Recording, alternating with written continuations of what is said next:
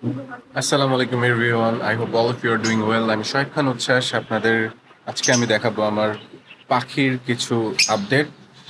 আর সেই পাখির আপডেটের মধ্যে এই যে টিয়ার কেসটা ছিল আগে নিচের কেজে।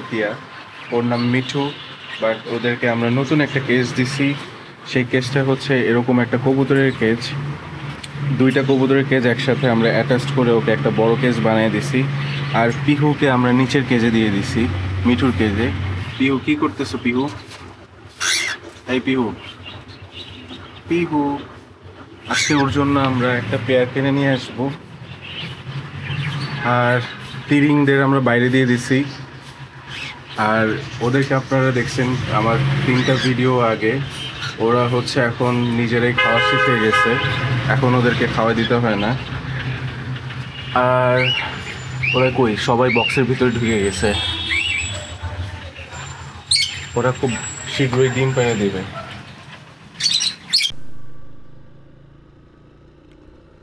সো গাইস, আবার চলে আসলাম মোর ব্লগিং সেট আপে। এখন আমরা যাচ্ছি হচ্ছে খামার বাড়ি, বিকজ এই পিহু আমাদের যে কোকাটেলটা আছে ওর জন্য একটা পেয়ার নিতে। আমাদের পিহু হচ্ছে গিয়া মেল, সো ওর মিউটেশনটা আমি এত ভালো করে জানি না। আর কোকাটেলের মিউটেশন, অনেকগুলো মিউটেশন হয় লাভবার্ডের মতোই, বাট কোকাটেলের মিউটেশন আমার এত নলেজে নাই। এটা তমা ভালো করে জানে। তমায় অর্ডার দিছে হচ্ছে অনলাইনে। অনলাইনে একটা ব্রিডার আছে, আই মিন ও র্যান্ডম আমার মতোই হচ্ছে হোম ব্রিড করে। সো ওর কাছ থেকে আনতে যাইতেছি।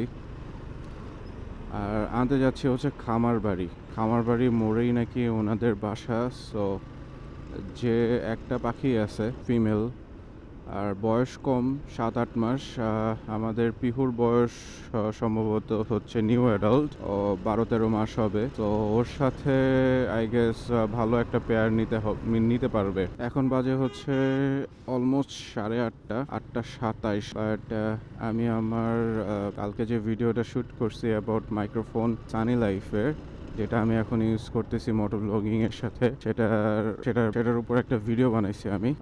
আপনারা চাইলে দেখতে পারেন। এই ভিডিওটা যখন আপলোড হবে তার একদিন আগে অথবা তার আগের দিনই হচ্ছে সানি লাইফের সেই ভিডিওটা আপলোড করা হবে। যদি কেউ মোটর ব্লগিং সেট আপের উপর ইন্টারেস্ট থাকেন অ্যান্ড ডিজিআই এর কোনো অ্যাকশন ক্যামেরা ইউজ করে থাকেন, আপনাদের অনেক হেল্প হইতে পারে। আজকে শনিবার, আমাদের উত্তরার most of the school college বন্ধ।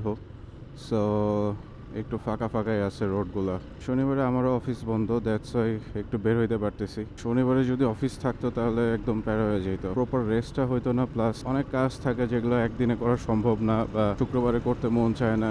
যেমন আজকে যেমন হাবিজাবি কাজ, পাখি আনা, খাবার দাবার কেনা, আত্মীয় স্বজনের বাসায় যাওয়া, এগুলা শনিবারে করা যায়। চিন্তা করতেছি আমার যে পাখিগুলো আছে, পাখির জন্য আলাদা একটা চ্যানেল খুলবো, সেটা তোমাকে হ্যান্ডেল করতে দিব।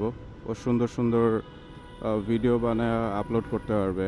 আর আমার পাখিগুলো ভালোই ফানি ফানি অ্যাক্টিভিটি করে। সো আমার মনে হয় যে আপনারা সেই ভিডিওগুলো দেখে মানে মজা পাবেন। আর আমি তো সারাদিন থাকি অফিসে, সো ওদের ফানি ফানি অ্যাক্টিভিটিসগুলো শ্যুট করা সম্ভব হয় না। আর ওরা লাইক গোসল করে, হ্যাঁ, দুষ্টামি করে, এগুলো সব দিনের বেলাই করে। সো আমরা খামার বাড়ির খুব কাছাকাছি চলে আসছি। অল্প কিছুক্ষণের মধ্যে আমরা পাখিটাকে নিয়ে নিব। ওই আপুর সাথে কথা হইলো, বললো যে আপনারা খামার বাড়ির মোড়ে এসে একটা কল দেন। সো ওনার বাসা নাকি খামার বাড়ির মোড়েই। ঘরে যখন নতুন কোনো মেম্বার আসে না, এমনিতেই কেন জানি মনটা ফুরফুরা লাগে, ভাল লাগে। এখন পিহু একটা পেয়ার হয়ে যাবে। মোটামুটি সব পাখি আমার এখন পেয়ারে আছে, শুধু মিঠু বাদে। মিঠুকে আমরা এখনই পেয়ারে দিব না, মিঠুর পেয়ার দিতে দেরি আছে, অথবা নাও দিতে পারি। এদিকে যেতে হবে।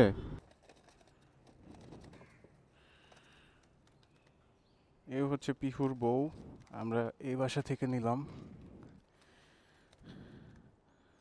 দেখতে আসলে কিউট আছে, বাট এখন পিহুর সাথে কীরকম পেয়ার নেয় কি না সেটা দেখার বিষয়।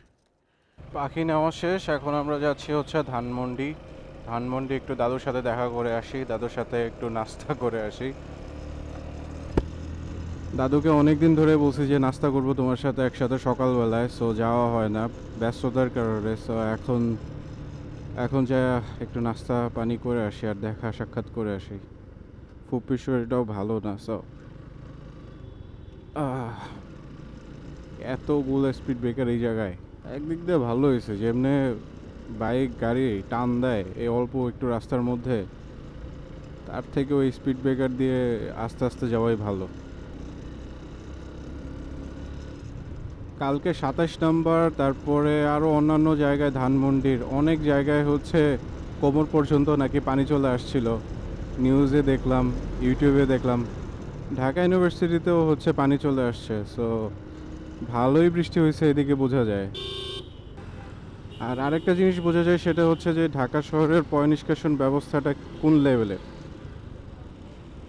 ফ্লাইওভার দিয়ে উন্নতি করতেছি, নিচ দিয়ে একদম অবনতি।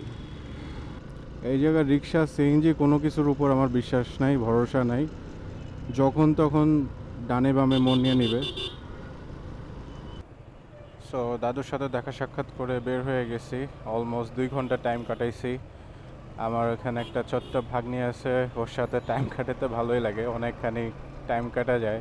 ছোট্ট মানুষ, আর ও মামু মামু বলে ডাকে, শুনতে অনেক সুন্দর লাগে।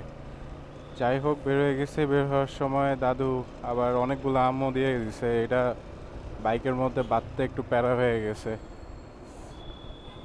এখন উত্তরার দিকে যাচ্ছি। উত্তরা যাওয়ার পরে, বাসায় যাওয়ার পরে আপনাদেরকে পাখিটা দেখাবো, পাখিটা কেমন হয়েছে না হয়েছে।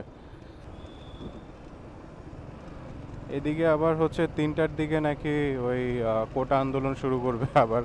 So as soon as possible এখান থেকে পালানোটাই বেটার, নইলে আবার রাস্তায় যে জ্যামটা হবে সেটা সহ্য করার মতো হবে না।